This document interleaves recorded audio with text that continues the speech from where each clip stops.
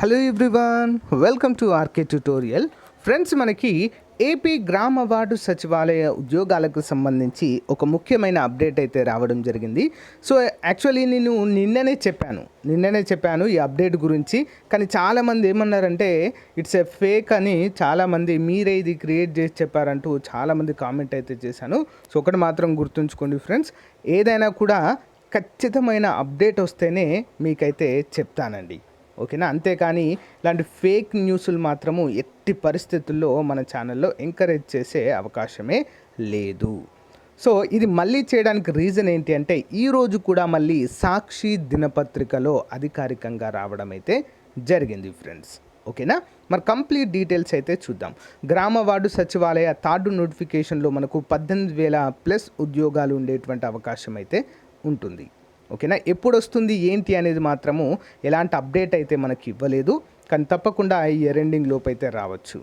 ఇందులోనే animal husbandry 5,160 ఉద్యోగాలు ఉన్నట్లుగా మరి మనకైతే తెలియజేశారు. చాలామంది అభ్యర్థులు ఇంటర్ అర్హతతో మరి ఉద్యోగాలు ఉంటాయా, యానిమల్ హస్బెండరీకి ఇంటర్ అర్హతతో ఈసారైనా తీసుకుంటారా అని చెప్పేసి అడుగుతున్నారు. దీని గురించి కూడా మనం వివరాలు అయితే చూద్దాం. ముందుగా రీలెవెల్ బై అకాడమీ యొక్క చాలా ముఖ్యమైన అప్డేట్ అండి. సో ₹1 కూడా పే చేయకుండా మీరైతే చిన్న టెస్ట్ రాసి జాబ్ తెచ్చుకోవచ్చు. దాని వివరాలు చూసి క్లియర్గా డీటెయిల్స్లోకి వెళ్దాం.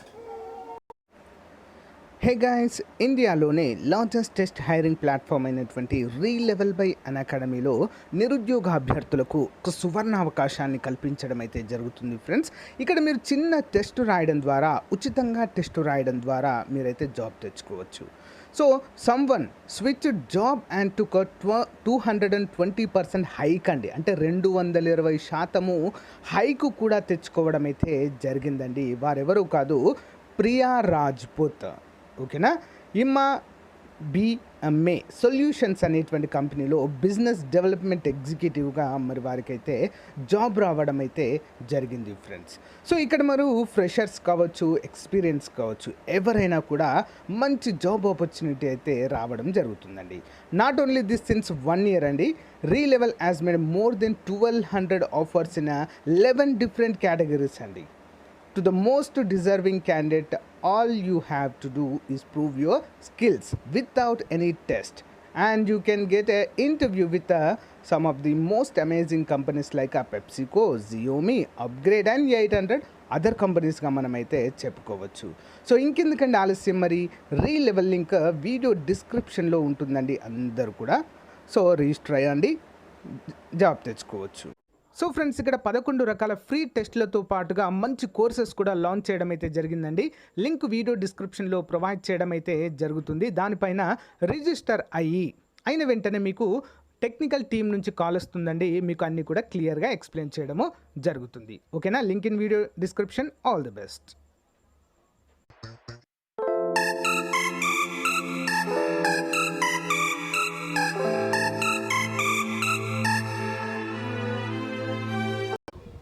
సో ఫ్రెండ్స్, ఈరోజు సాక్షి దినపత్రికలో అందరూ కూడా చూడండి ఫ్రెండ్స్, ఫ్యామిలీ డాక్టర్ల క్యాటిల్ డాక్టర్లు, గ్రామాల్లోని పశువుల సమగ్ర వైద్య పరీక్షలకు సీఎం జగన్ అంటూ మనకు తెలుస్తుంది.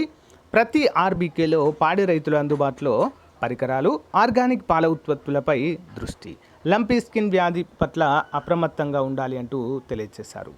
మరి ఇక్కడ చూడండి, ప్రతి ఆర్బీకేలో పశు సంవర్ధక శాఖ సహాయకులను నియమించి ఖాళీగా ఉన్న 5,160 పోస్టులను భర్తీ చేయాలని ముఖ్యమంత్రి వైఎస్ జగన్మోహన్ రెడ్డి గారు ఆదేశాలు జారీ చేయడం చూడవచ్చు.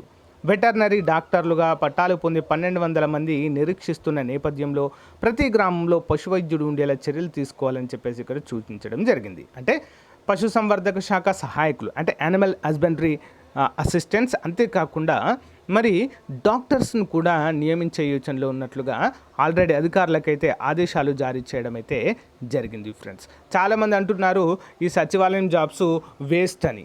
సో 15,000 వచ్చినప్పుడు అందరూ కూడా వేస్ట్ అని అనుకున్నారు ఫ్రెండ్స్. ఇప్పుడు ఏం చేసింది ప్రభుత్వం ఏం చేసింది, అందరినీ కూడా ప్రభుత్వ ఉద్యోగులుగా మార్చింది. వీరు కూడా 28,000 డ్రా చేస్తున్నారండి per month. It's not a joke కదా.